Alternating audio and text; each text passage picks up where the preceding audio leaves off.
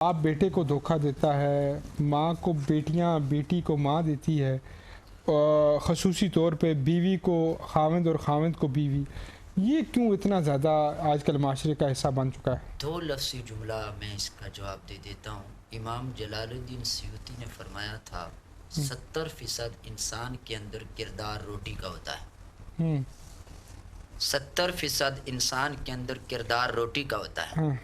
جب رزق پاک صاف اور ستھرا ہو نا تو پھر والدین کے احترام کا بھی پتہ چلتا ہے، پھر اولاد کے احترام کا بھی پتہ چلتا ہے، پھر انسان کا رزق پاک صاف اور ستھرا ہو تو پھر پیدا ہونے والا بیٹا وہ پیر میر علی شاہ بنتا ہے، سبحان اللہ۔ پیدا ہونے والا بیٹا سلطان بہو بنتا ہے۔ میں ایک مثال دے کے بات آگے سمجھا دوں کہ حضرت سلطان بہو علیہ الرحمہ کی والدہ کا انتقال ہو گیا اور آپ سگی خالہ کے گھر میں رہے، اور آپ سگی خالہ کے گھر میں جب پرورش پائی اور جب بلوغت آپ نے قدم رکھا تو آپ نماز پڑھنے گئے، واپس آئے تو دروازے پہ دستک دی۔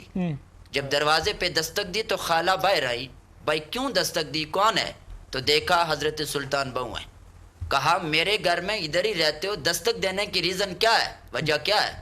آپ نے فرمایا کہ میں آج ہی میں نے بلوغت میں قدم رکھا، تمہارے گھر میں جو میری خالہ زاد ہے نا میرے لیے نامحرم ہے، یا مجھے دروازے پہ روٹی تھما دو یا مجھ سے اسے پردہ کرا دو۔ سبحان اللہ۔ آگ جنگل کے آگ کی طرح یہ بات پھیل گئی۔ جب آپ کے والد تک پہنچی تو آپ نے فرمایا ایسا کیوں نہ ہوتا، جب بھی میں نے اپنے پتر کو روٹی کھلائی ہے تو حرام کی نہیں حلال کا رزق کھلایا۔ سبحان اللہ سبحان اللہ۔ اس کا مطلب یہ ہے کہ حلال رزق کھلائے گا تو تربیت نہیں کرنی پڑے گی، اور حلال حرام کھلاؤ گے تو تربیت بھی کرنی پڑے گی، اور وہ نکلے گا پکا نافرمان ہی نکلے گا، نافرمان نکلے گا، نافرمان۔ حضور والا بات کو بڑھائیے گا کہ اس کا مطلب ہے کہ ایمانت دار، ہاں عمومی طور پہ دیکھا بھی گیا ہے، وہ لوگ جو غریب مڈل کلاس ہوں، لوور مڈل کلاس ہوں، یا پھر ایلیٹ کلاس، اچھے لوگ جن کی معاشرے کے اندر عزت زیادہ ہو کہ یار یہ شخص بڑا ایمانت دار تھا، ڈاکٹر صاحب بڑے اچھے ہیں، یہ تو ہمیشہ غریبوں کی مدد کرتے ہیں، اس حوالے سے ہم نے اکثر سن رکھا ہے کہ ان کے بارے میں جو پازیٹیوٹی ہے وہ یہ بتا رہی ہوتی ہے کہ یہ جو تربیت ہے ان کی بڑی اچھی کی گئی ہے بچوں کی، اور ان کے بچے نکلتے بھی اچھے ہیں۔ تو اس کا مطلب یہ ہے کہ اگر آپ روٹی حلال کی کما رہے ہیں تو آپ کو تربیت 50-50 کرنی پڑتی ہے۔ جی ایسے ہی جو حلال کا لقمہ کھلاتے ہیں تو ان کے اولاد میں اثر نظر آتا ہے۔ امام ابو حنیفہ رحمۃ اللہ علیہ کا بڑا واقعہ کہ امام ابو حنیفہ رحمۃ اللہ علیہ درس دے رہے تو کچھ بچے کھیل رہے تو ایک گیند یا جو اس وقت کا بال تھا وہ آ کے اس درس کے اندر گر پڑا، تو اٹھانے کی باری آئی تو باقی بچے جو ہچکچا رہے ہیں، ایک بچہ آیا اس نے بڑے بے دریغ انداز کے ساتھ وہ بال اٹھا کے باہر پھینکا، تو امام ابو حنیفہ رحمۃ اللہ علیہ نے اس کے بارے میں کہا کہ یہ جو ہے نسلاً جو ہے اس کے اندر کچھ فرق پایا جا رہا ہے۔ تو اس کے ساتھ امام محمد تھے، ان کے کشف کے بھی حالات معلوم تھے، تو انہوں نے پوچھا بعد میں جا کے اس کی والدہ سے کہ ایسا کیا معاملہ ہے، تو اس نے کہا کہ جس رات یہ ماں کے بطن میں گیا تو اس رات ہم نے چوری کی لکڑیاں جلا کے کھانا پکایا تھا۔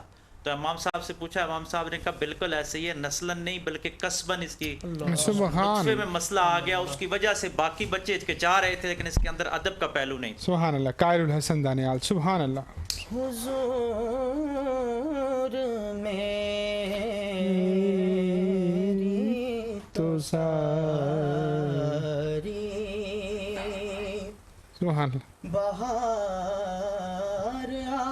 واہ واہ واہ واہ واہ۔ آپ سے ہے حضور میری تو ساری بہار آپ سے ہے، میں بے قرار تھا، میرا قرار آپ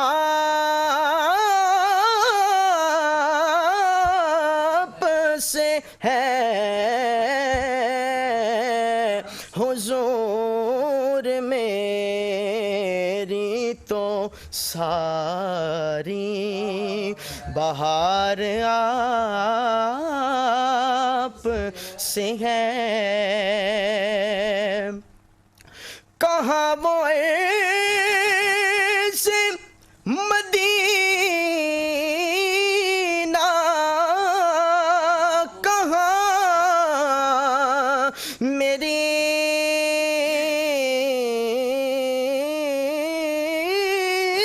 ہستی کہاں وہ ایسے مدینہ کہاں میری ہستی حاضری کا سبب بار بار آپ سے ہے یہ حاضری کا سبب بار بار آپ سے ہے اور محبتوں کا صلہ ایسے کون دیتا ہے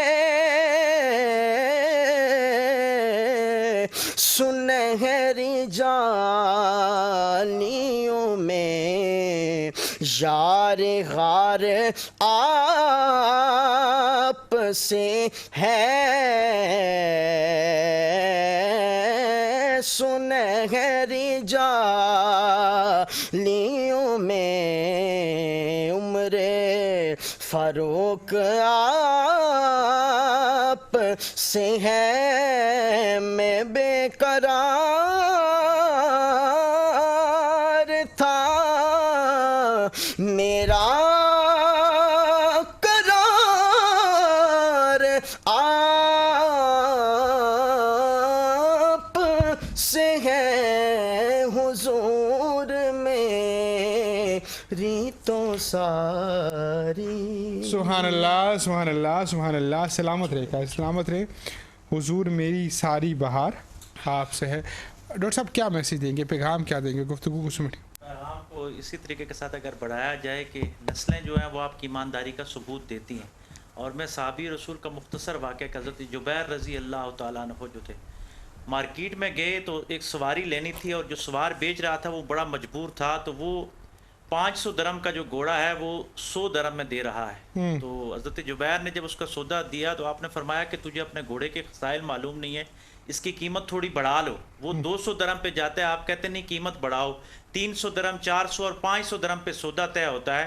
جب واپسی پہ جا رہے ہوتے ہیں تو ان کا غلام کہتا ہے کہ جبیر آپ بولے ہو گئے تھے کہ ایک آدمی 100 درم کا گھوڑا بیچ رہا ہے اور آپ اس کو 500 روپیہ دے کے واپس آ گئے ہو. تو فرمایا کہ مجھے معلوم تھا کہ وہ اپنی مجبوری کی وجہ سے سستا سودا دے رہا تھا, لیکن مجھے حضور علیہ الصلوۃ والسلام کی حدیث یاد تھی کہ حضور نے مجھے فرمایا تھا کہ جبیر ہمیشہ اپنے مسلمان بھائی کی خیر خواہی کرنا.